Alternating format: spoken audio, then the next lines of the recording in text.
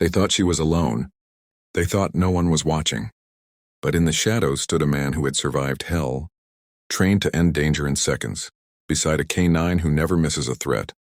Before you dive into this shocking story of justice, courage, and a twist no one saw coming, hit subscribe so you never miss more gripping tales like this. The afternoon sun was dipping low behind the school gym when the new girl Ava stepped out, clutching her books tightly against her chest, hoping to make it home unnoticed. But fate had other plans as four bullies. Luke, Jenna, Marcus, and Bree stepped out from behind the lockers, surrounding her with the malicious grin of predators who had done this too many times before, and Ava, much smaller and still recovering from a recent transfer after her parents' messy divorce, instantly felt her throat tighten, her voice vanishing. The bullies moved in closer, Luke cracking his knuckles while Jenna sneered, demanding Ava give up her phone, her backpack, anything to satisfy their twisted desire to dominate.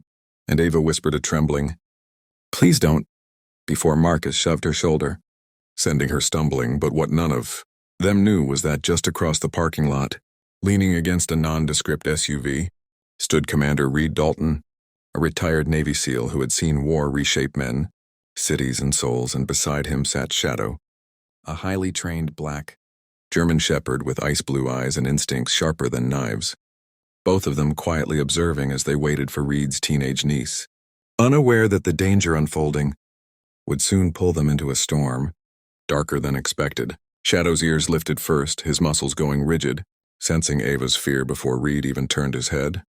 And Reed's eyes narrowed the moment he saw the circle of bullies with predatory posture, instantly assessing distances, angles, and risk like he had been trained to do under enemy fire. Though he remained motionless for a moment, watching, reading, understanding, because sometimes people reveal their true selves when they think no one is watching. Luke stepped closer to Ava, his voice dripping with cruelty as he lifted her chin with two fingers, mocking her tear-filled eyes. But before he could push further, a deep, low growl rolled across the pavement like thunder, freezing all four bullies in place as Reed approached with calm, measured steps, Shadow matching him in perfect sync.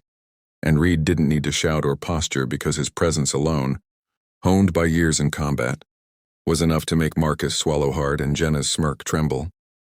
Reed's voice was firm but eerily controlled as he said, "You have exactly 3 seconds to step away from her." And the bullies, though scared still, tried to puff themselves up, until Shadow stepped forward, showing his gleaming teeth in a silent warning. And suddenly Luke wasn't so brave anymore. Ava exhaled in shaky relief. But the real twist began when Bree, instead of backing down, pulled out her phone and began recording, claiming Reed couldn't threaten minors and that she'd get him arrested, unaware that Reed recognized her face from somewhere, because Bree wasn't just a bully. She was the daughter of a powerful local politician who had already caused trouble in Reed's neighborhood before. And suddenly this wasn't just a schoolyard confrontation, but a potential legal trap that could ruin Reed's peaceful life. Yet Reed simply smiled, stepped closer and said softly, "Good, keep recording," before revealing the tiny body cam clipped under his jacket, standard gear he wore during volunteer security shifts. And Bree's confidence shattered instantly as Reed added, "I've got the whole thing from the moment you surrounded her. Whatever you upload, mine will be clearer." And Luke panicked, urging everyone to run, but before they could scatter, Shadow barked, a sharp command-trained bark that made them freeze long enough for Reed to call the school officer.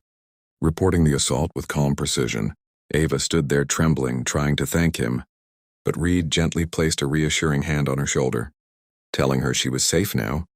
And when the officer arrived, the bullies were escorted away, faces pale and defeated. But the story didn't end there, because after they left, Ava broke down, confessing that she had been targeted since her first day and that her mother had wanted to complain, but feared retaliation from Bree's powerful family. Reed listened silently, then made a call to an old SEAL, teammate now working in Federal Youth Protection Services, ensuring the case wouldn't be swept under the rug. And Ava's eyes widened with gratitude as she realized this stranger had done more for her in 10 minutes than her school had done in weeks. Meanwhile, Shadow nudged her hand, offering the silent comfort only a trained K9 can give. And Ava smiled for the first time that day.